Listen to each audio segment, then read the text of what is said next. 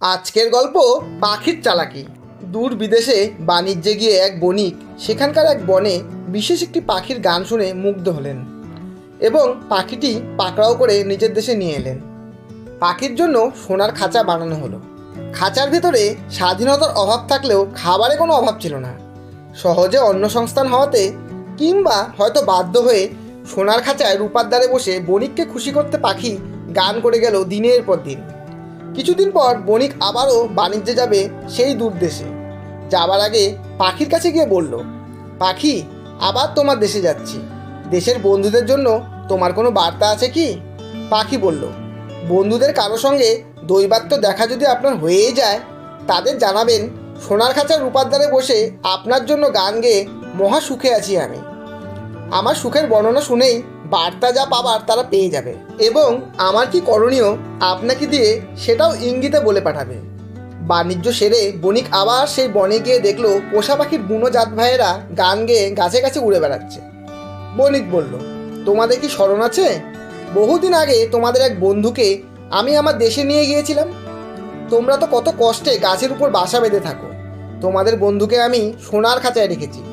সে তোমাদের জানাতে বলেছে সোনার খাঁচায় রূপার দ্বারে বসে আমার জন্য দিনরাত গান গেয়ে সে মহা সুখে আছে। বণিকের বক্তব্য কানে যাওয়া মাত্র কয়েকটি পাখি গাছের ডাল থেকে দুপদাপ করে মাটিতে পড়ে গেল। কি ব্যাপার? কাছে গিয়ে বণিক দেখলো সবগুলো পাখি মারা গেছে। খুবই মন খারাপ করে বণিক সেই বন থেকে বের হলেন। দেশে ফিরে এসে পাখিকে দুঃসংবাদটা দিতেও বণিকের খুবই খারাপ লাগছিল। দেশের বন্ধুদের মৃত্যু সংবাদ শোনা মাত্র পোষা পাখিটি জ্ঞান হারিয়ে রূপার দ্বার থেকে সোনার খাঁচার তলে পড়ে গেল। প্রিয় পাখির মৃত্যুতে খুবই মন খারাপ হলো বণিকের। মৃতদেহ বের করার উদ্দেশ্যে খাঁচার দরজা যেই খোলা হলো, পাখিটি ফুরুত করে উড়ে গিয়ে বসলো বাড়ির সামনে একটি গাছের উঁচু ডালে। প্রিয় পাখি এভাবে প্রতারণা করাতে বণিক যতটা না অবাক হলেন, তার চেয়ে বেশি দুঃখ পেলেন মনে।